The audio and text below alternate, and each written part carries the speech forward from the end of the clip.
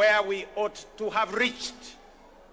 It is time for us to reflect on the state of our collective self-belief as a people, because without it, we lose all the opportunities that come with Madaraka. We all know that Kenya is not short of imaginative strategies and bold visions. In fact, so good are some of our plans that other countries have successfully implemented them and achieved impressive progress. Our biggest problem has always been one of implementation and execution.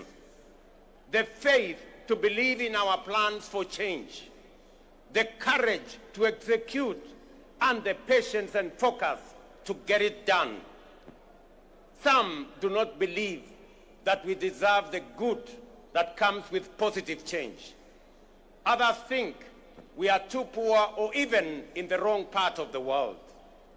Yet still, others do not want to see changes that benefit ordinary people or make life better for everyone. Today, ladies and gentlemen, I want to persuade the doubters that no one else is going to bring change except us, and that the only way to build the Kenya we want is by embracing change, however uncomfortable it may seem at first, and that we must possess the self-belief individually and collectively to approach our tasks boldly, confidently, and with determination in order to deliver new, more and better, sooner rather than later.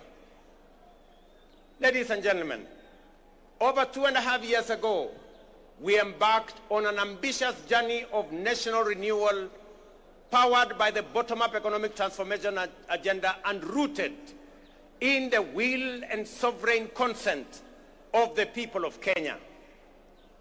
Bottom-up is not just a mere slogan. Today, it is a lived reality for millions of Kenyans, transforming lives and reshaping destinies across the country day by day.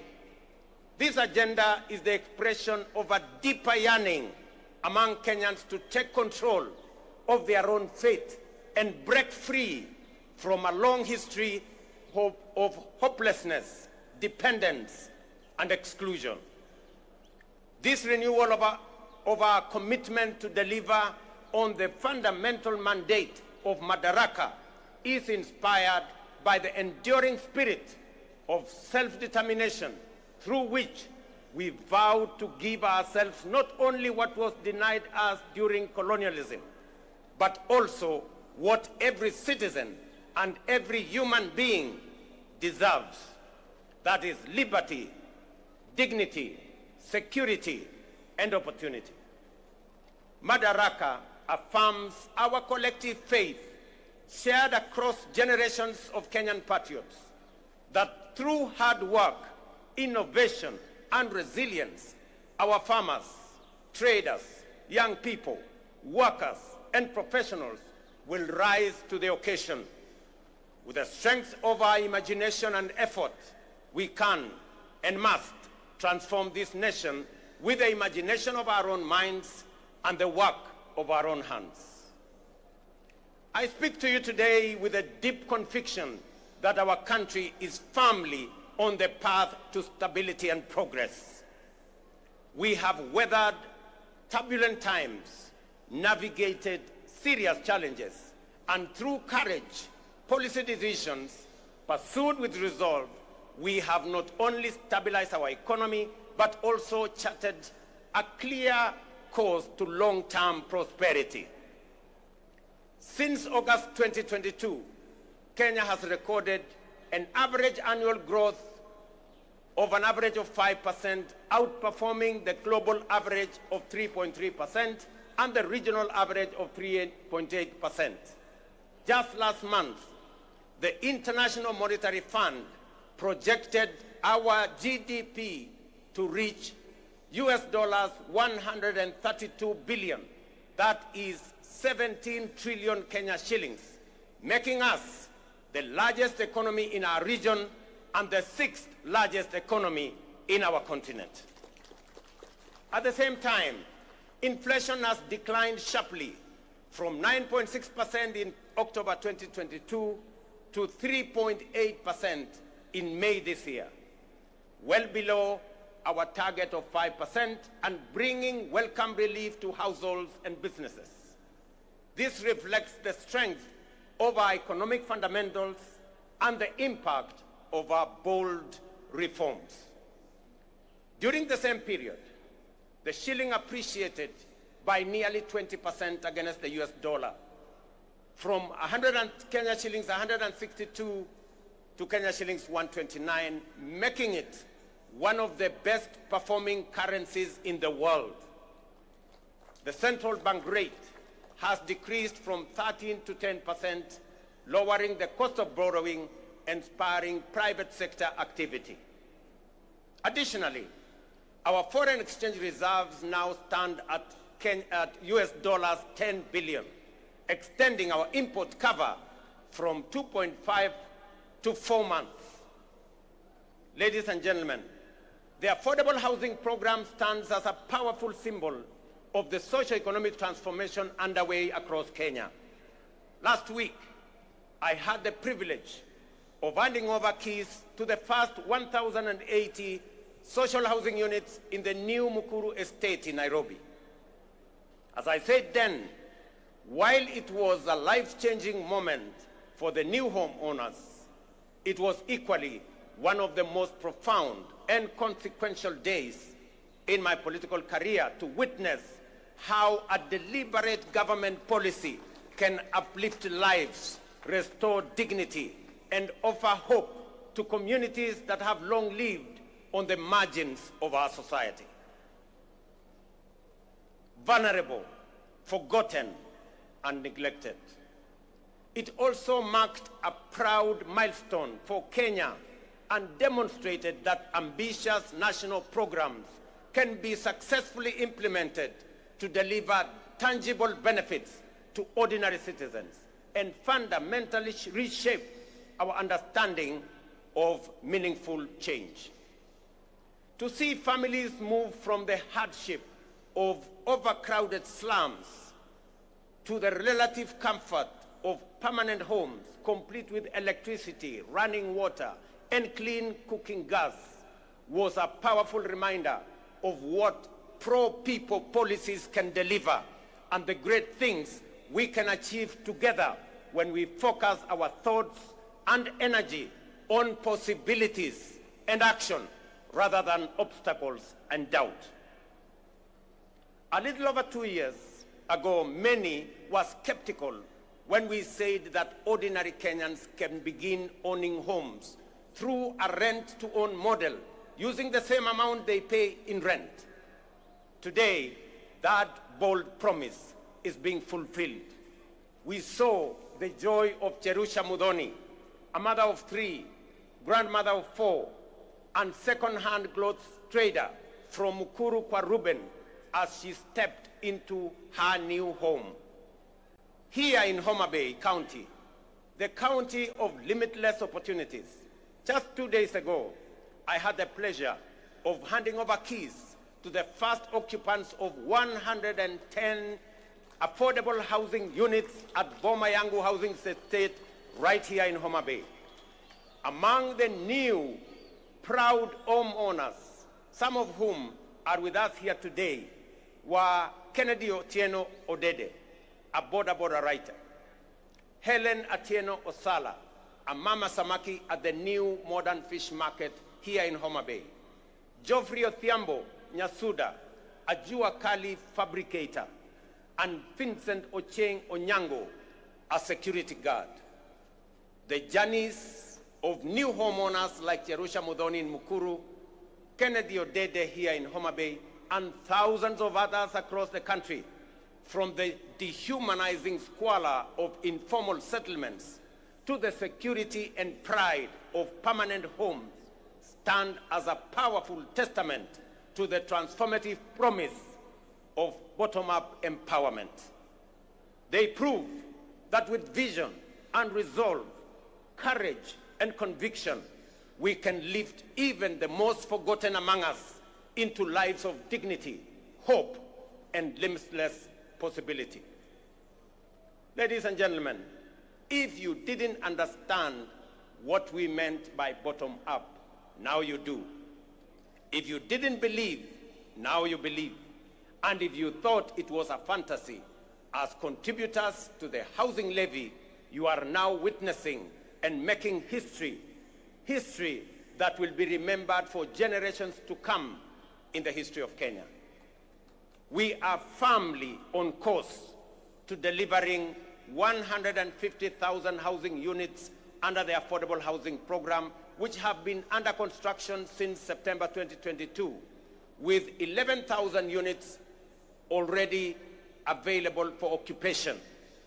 Very soon, I shall be handing over keys to new homeowners in Bahati, in Nakuru, in Elbakon, in Nakuru, in Mabera, in Kuria West, in Mgwen, in Nandi, in Milimani, in Kakamega, and also in Vihiga counties, Nanyuki, and many others across the country. The bottom-up transformation is reaching every corner of Kenya, leaving no one behind.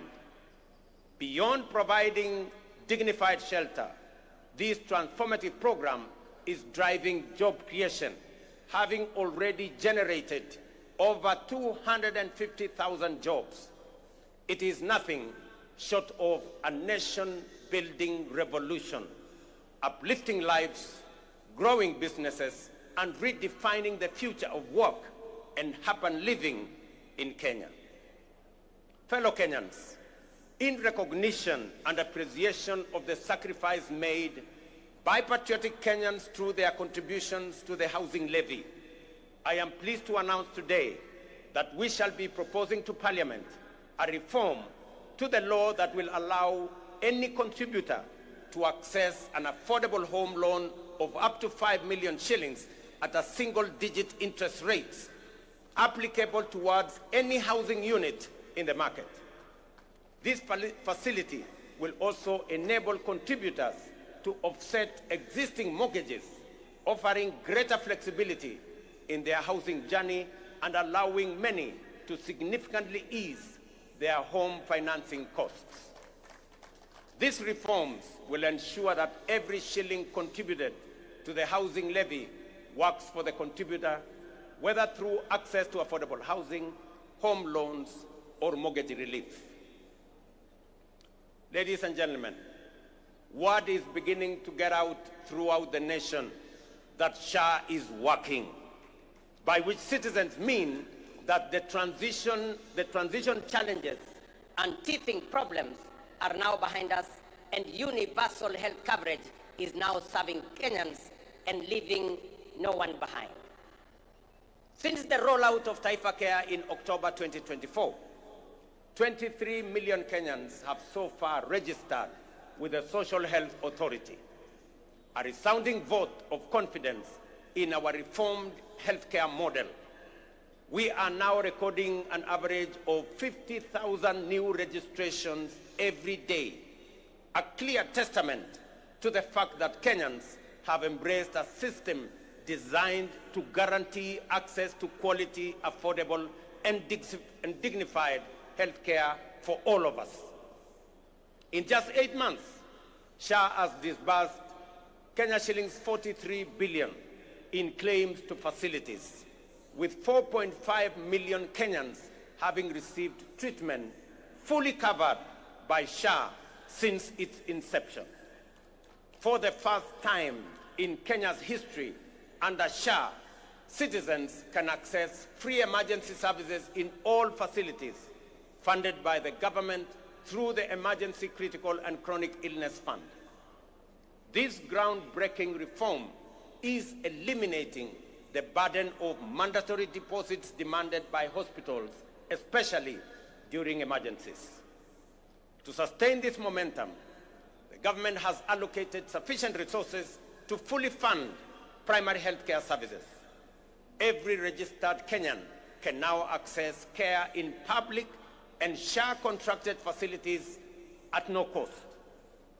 Taifa Care is universal in both word and deed. These healthcare services deliver transformation goes beyond the magnitude of numbers or of new beneficiaries to real impact on citizens. SHA is settling payments promptly, ensuring that no Kenyan is turned away due to lack of funds. Additionally, to expand access to comprehensive inpatient care, the Social Health Authority is prioritizing the enrollment of all Kenyans with a particular focus on those in the informal sector, many of whom were previously excluded under the now defunct National Health Insurance Fund. Although informal households account for approximately 80% of the population, they have historically faced significant barriers to access health insurance. So far, 1.7 million informal sector households have successfully enrolled and paid for social health insurance, a record achievement representing the highest number of informal sector enrollment in a single year in the history of Kenya. To address persistent challenges such as irregular premiums and other contributions among informal sector workers, we are introducing an innovative and inclusive payment solution called Lipa Sha Pole Pole, or Lipa Sha Mos Mos. This initiative enables Kenyans to remit their annual SHA contributions through flexible, manageable installments, whether monthly, weekly, or even daily, based on their financial ability. It ensures families maintain continuous health coverage without financial strain, while simultaneously promoting the sustainability of the health insurance fund.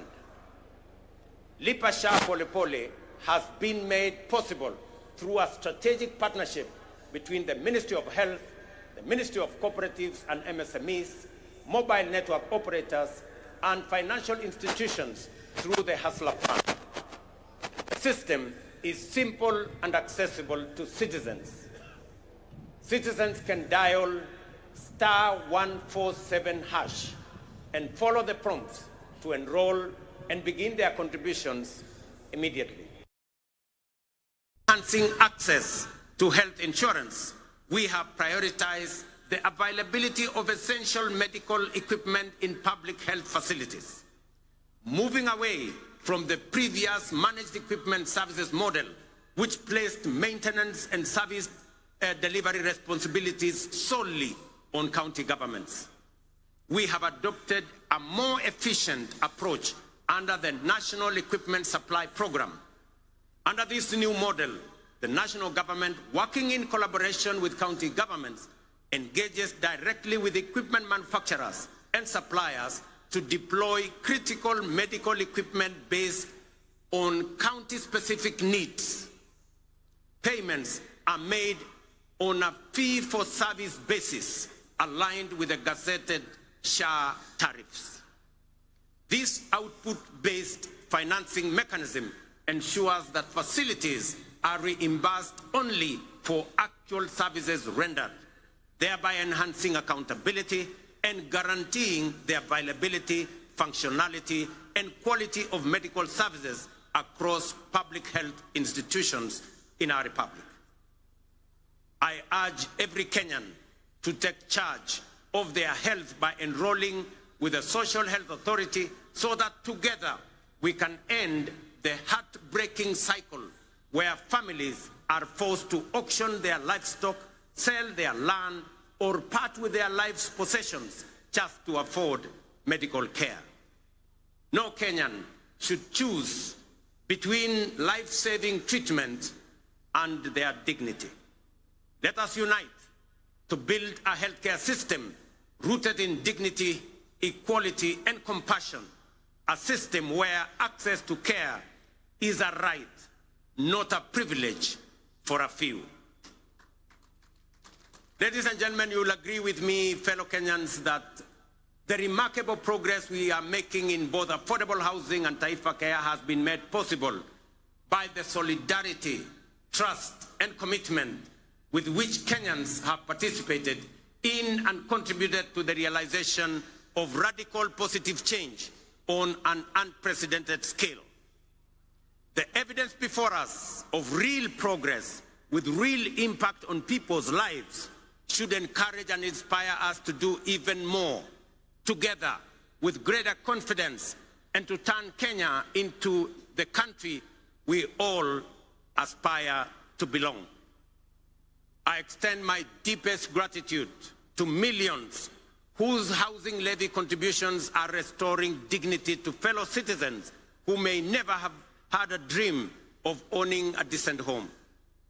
I also thank all who support SHA and are helping us turn our vision of universal health coverage into a lived reality for millions across our country.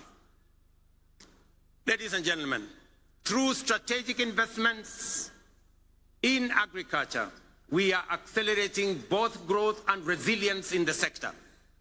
Fertilizer subsidies have boosted food production by 50%, while reforms in the coffee and sugar sectors have revived local industries, enhanced farmers' incomes, created jobs, and reinvigorated rural economies. Today, milk farmers are earning an average of 50 shillings per litre, up from 35 shillings 2 years ago. Coffee farmers are now earning up to 150 shillings per kilo, a remarkable increase from an average of 65 2 years ago. Tea earnings rose from Kenya shillings 138 billion in 2022 to 215 billion in 2024. Sugar production surged from 490,000 metric tons in 2023 to 815,000 metric tons in 2024, enabling us to reduce sugar imports by 70%, while increasing farmers' earnings from 50 billion to 90 billion. We have intervened with consistency and focus to ensure sugarcane growers receive fair returns for their deliveries and that they get paid in full and on time. To anchor these gains sustainably, we must recognize that increasing the efficiency of milling plants is central to farmers' interests. Efficient mills are more profitable and offer farmers optimal returns. Conversely, outdated mills, some of which run on plants that are over 50 years old, recover only 1 ton of sugar from nearly 20 tons of cane, shortchanging our growers and robbing them of their sweat. In this connection, the recent competitive leasing of 4 state-owned factories, Nzoia, Chemelil, Sony, and Moroni, is another strategic step to inject efficiency, restore profitability, and safeguard farmers' livelihoods. Our goal is to modernize the mills, ensure prompt payment to farmers, workers' salaries and wages, and transform these once struggling factories into productive and sustainable enterprises. For years, these factories were a financial burden on the exchequer, surviving only on repeated taxpayer-funded bailouts while failing to pay farmers and workers. The government of Kenya has acknowledged its limitation in managing these mills. Let it be clearly understood that neither the factories nor their assets, including land, have been sold.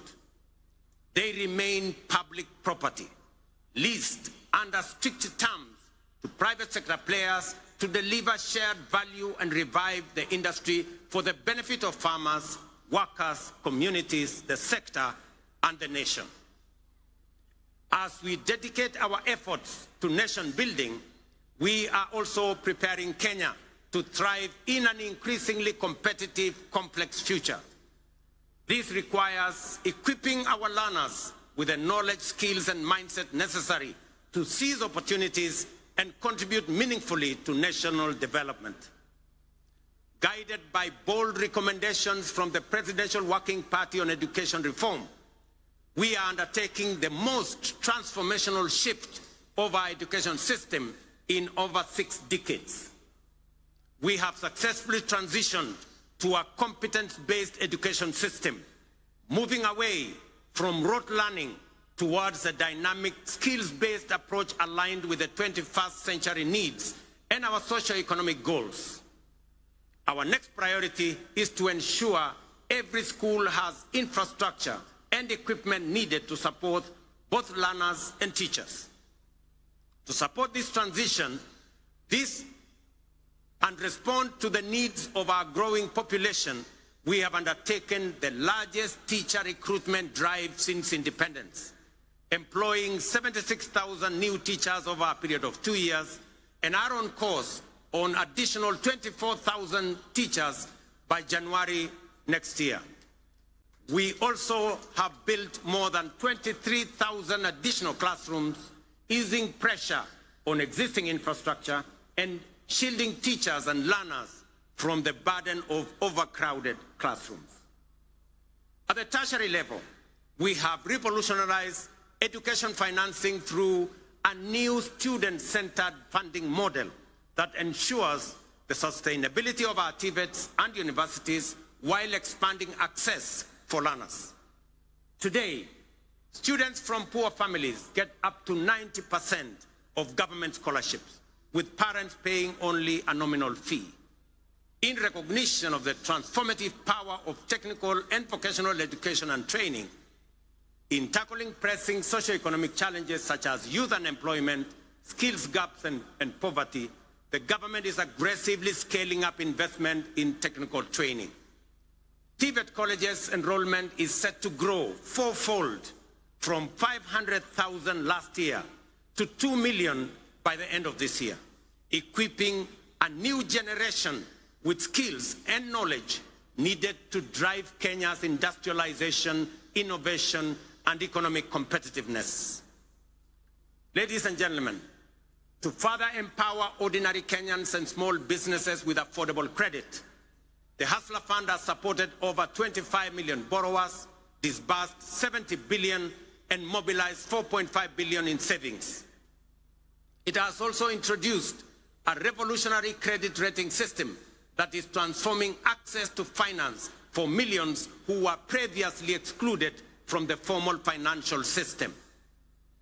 The Hustler Fund credit rating system is designed to offer fair and transparent assessment of creditworthiness. It serves as an alternative form of soft collateral for individuals at the base of our economy, the historically excluded majority who lack access to formal financing guarantees such as payslips, title deeds, or other traditional forms of collateral. To date, over 4.5 million beneficiaries with strong credit scores have been qualified for increased loan limits. Notably, 400,000 of them are now eligible for loans of up to 150,000 without any other collateral except their credit score, bringing them into direct engagement with commercial banks. This effectively integrates them into the mainstream financial system, unlocking greater economic opportunities for them. As part of this financial empowerment program for those at the base of our economy, I am pleased to announce that in recognition of the immense potential of our young people, their critical role in the economy, and their capacity for creativity and innovation, the government of Kenya has partnered with the World Bank to roll out the 20 billion National Youth Opportunity Towards Advancement Project, commonly known as NYOTA. This initiative aims to empower over 800,000 young people aged between the ages of 18 and 29 years, and up to 35 years for those with disabilities, by enhancing their employability through skills, training, on-the-job experience, recognition of prior learning, and entrepreneurial development, and the promotion of a savings culture. The NYOTA project leverages the Hustler Fund platform and has already attracted over 1 million applicants for its business support component. This initiative targets at least 70 young people in every ward across Kenya, offering grant funding, business training, and market linkages. We have committed 5 billion Kenya shillings in grants to support 100,000 young people. Each will receive Kenya 50 shillings grant in seed capital to start their entrepreneurial journey by August this year. I am equally pleased to report to the nation that effective this week, we will commence the nationwide rollout of Climate Works, a bold and ambitious initiative aimed at engaging over 110,000 young people across the 47 counties in meaningful work that strengthens their nation's resilience, beginning with informal settlements. Launched last year in Nairobi, the program has recorded significant success and is now being expanded to the remaining 46 counties. Structured as a social protection program, Climate Works will engage youth to deliver vital public goods, including the construction of roads, the planting of trees, and the improvement of environmental sanitation within their localities. Through Climate Works, we are not just offering a paycheck for today. We are providing financial relief and a bridge to future opportunities, enabling young people to pursue their next steps, whether in launching a business, furthering their education, or stepping into long-term employment. So vijana wa Homabay, mujipange kuanzia next week. Ile ilikuwa inaitwa kazi mtaani, sasa itaanza Kenya mzima, na vijana 110,000 watapata nafasi ya kushiriki katika kazi hiyo. Ladies and gentlemen, the blue economy is a central pillar of the bottom-up economic transformation agenda with vast potential for job creation, food security, revenue generation, and rural development. Many nations have leveraged their marine resources for prosperity. It is time for Kenya to do the same. That is why this Madaraka, themed around the blue economy and maritime affairs, is being marked here in Homabay, the bay of endless opportunities. When we speak of unutilized opportunities and untapped potential in the blue economy, Homabay in many ways mirrors the promise of Kenya itself. Kenya has the capacity to become a maritime powerhouse. It is time to act, time to do something bold, ambitious, and transformative with this opportunity. Recognizing this opportunity, the government of Kenya is prioritizing the blue economy as a key frontier for national socio-economic transformation. We are making deliberate and strategic investments in sustainable fisheries across lakes, dams, and oceans. A flagship initiative is the Kabonyo Fisheries and Aquaculture Services and Training Center of Excellence in Nyando. Once operational, it will produce 7 million fingerlings quarterly to restock Lake Victoria and drive research, training, and innovation. The facility will house a Nile Perch Innovation Center, an Aquaculture Resource Center, and the Kenya Fishing School, positioning Kenya as a regional aquaculture leader. Similarly, the Sagana Aquaculture Center is being modernized to serve as a national breeding hub to warm water species like Nile tilapia and African catfish.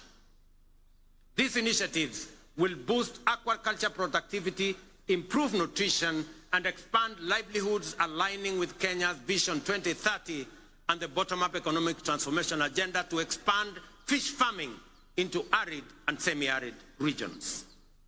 In Mount Kenya's highlands, the Kikanjo drought hatchery is being upgraded to resolve issues like fingerling shortages and high costs, ensuring trout farming remains viable in cooler regions. At the coast, the National Mariculture Research and Training Center in Shimoni, under the Kenya Marine and Fisheries Research Institute, is cultivating maritime species like milkfish, mud crabs, seaweed, oysters, and prawns. This initiative aims to create jobs and improve livelihoods for about 200,000 people across 5 coastal counties. The development of Liwatoni and Shimoni fishing ports will further expand deep-sea fishing capacity to 24 vessels, fully unlocking our maritime potential. We have completed 7 modern fish landing sites on the Indian coast and 3 on the shores of Lake Victoria. Additionally, 5 more landing sites are under construction in the coastal counties of Kwale, Mombasa, Kilifi, Tana River, and Lamu at the cost of Kenya shillings 1 billion. Due for completion by September this year. 9 new landing sites are also planned around Lake Victoria, in Kisumu, Busia, Siaya, Migori, and Homabay, with a budget of Kenya shillings 1.5 billion. To strengthen the fisheries value chain, we are also building modern fish markets with cold storage and hygiene facilities. In the coast, markets are being constructed in Likoni, Malindi, and Kibuyuni. In Turkana, we are developing markets in Kalokol and Lowerangak, alongside fully equipped landing sites in Kalokol and Loyangalani. Collectively, these investments aim to cut post-harvest fish losses, currently estimated at between 30% and 40%, and create new economic opportunities for women and young people. The blue economy currently contributes 36 billion to our economy, which is only 0.6% of our GDP, but has the potential to contribute Kenya shillings 400 billion through both capture and culture fisheries. To meet this rising demand and ease pressure on wild stocks, we are promoting cage farming in Lake Victoria. As of 2024, over 4,000 cages have been established in Kisumu, Siaya, Homabay, Migori, and Busia, producing 12,000 metric tons annually, mostly of Nile tilapia. Ladies and gentlemen, over the past 2.5 years, we have constructed 1,800 kilometers of new tarmac roads and maintained over 134,000 kilometers, surpassing our targets, unlocking markets, empowering rural communities, and supporting key sectors such as agriculture and housing. Discussions have been concluded on the extension of the standard gauge railway from Naivasha to Kisumu and onward to Malaba. Additionally, by July this year, construction will commence on the dual carriageway from Rironi to Mau Summit, eventually extending through Eldoret to Malaba. Ladies and gentlemen, as we often say here in Kenya, any time is tea or coffee time, which explains why instant coffee is a favorite for many. Yet we must all agree that while instant coffee is good, there are no instant solutions to the enduring and demanding tasks of nation building. Real change takes plans, persistence, and discipline. Promises must be followed by action and the willingness, discipline, and grit to do what is necessary day by day. Above all, we must overcome the fear of change, knowing that today's world demands courage, conviction, and bold leadership. The transformation underway throughout our country is real and considerable. Profound change is taking place before our eyes. Our children are getting quality education and relevant education. By January next year, we will have employed 100,000 teachers, the highest number in our nation's history, to help build the workforce of the future. Roads are connecting communities. Electricity is reaching every village. Dignified homes are rising across counties. Farmers are feeding the nation, millions now access quality health care without barriers. Border riders are getting affordable credit, and Mama Mboga are thriving in modern markets nationwide. This is bottom-up economic transformation in action. No longer a distant dream, but a lived reality for millions of hard-working Kenyans whose dreams are now within reach. We must sustain this momentum to make up for lost time and create opportunities for millions still yearning for a chance. We must remain steadfast in our belief in Kenya's potential and in our ability to realize our dreams. Let us never become a nation that stopped believing, nor a people who only dreamed but were too afraid to act. Let us move forward with the same spirit, honoring the vision of our founding fathers. Their dream was not just self-rule, but a nation where every Kenyan from every corner can dream freely, strive equally, and achieve their potential. Today, we renew that promise to leave no one behind and build a Kenya where hope and opportunity are a right for all. Jameni, munikubalie nimalizie hapo nikiwaambia ndugu zangu wa Homabay, asanteni sana kwa kutukaribisha Homabay. Tunawaheshimu, tunawapenda, na mimi nataka niwahakikishie safari hii tutatembea kwa pamoja. Nataka nimshukuru ndugu yangu mkubwa Mheshimiwa Raila Odinga aka Baba kwa kuunganisha pamoja na mimi taifa letu la Kenya. Tuondoe siasa ya chuki na ukabila na mambo ya kisirani. Tuwaweke watu wa Kenya pamoja kwa sababu umoja ni nguvu.